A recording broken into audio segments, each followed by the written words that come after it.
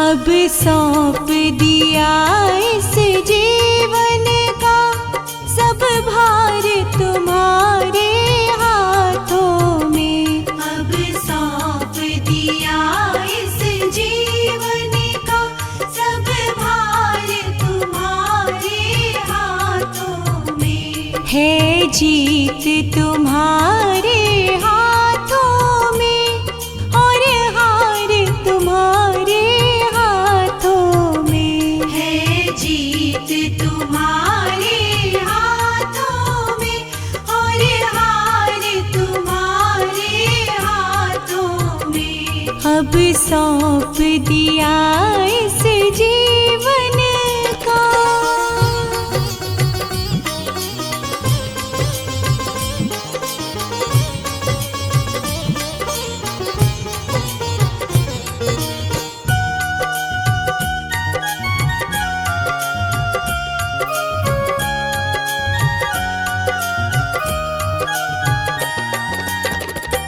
मेरा निश्चय है बस एक यही, एक बार तुम्हें पा जाऊं मैं। मेरा निश्चय है बस एक यही, एक बार तुम्हें पा जाऊं मैं। अर्पण कर दूं दुनिया भर का सब प्यार तुम्हारे हाथों में। अब सौंप दिया इस जीवन का सब भार तुम्हारे हाथों में।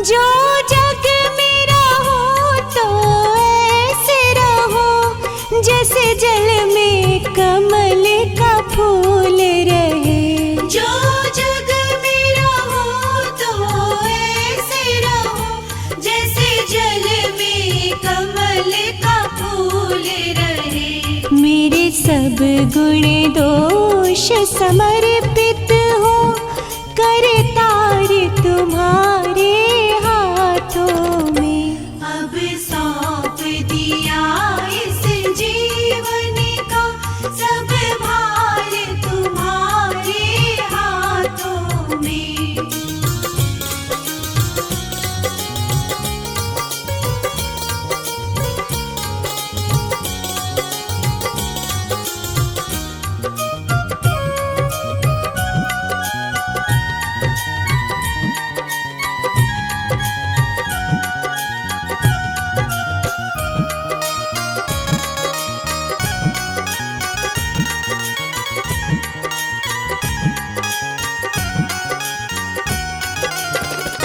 यदि मानव का मुझे जन्म मिले तो तेरे चरणों का पुजारी बनूं। यदि मानव का मुझे जन्म मिले तो तेरे चरणों का पुजारी बनूं।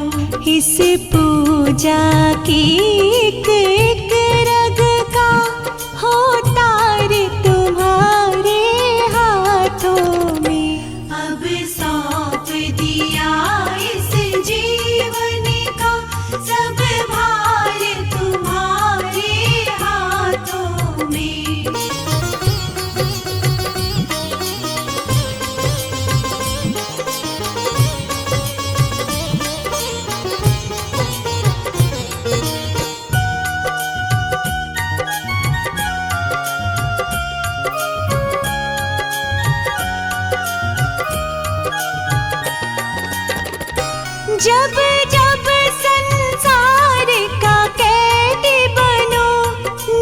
निष्काम भाव से कर्म करूं। जब जब संसार का कैदी बनूं, निष्काम भाव से कर्म करूं। फिर अंत समय में प्राण तजूं, निराकार तुम्हारे हाथों में। अब सौंप दिया इस जीवन का सब भार तुम्हारे हाथों में।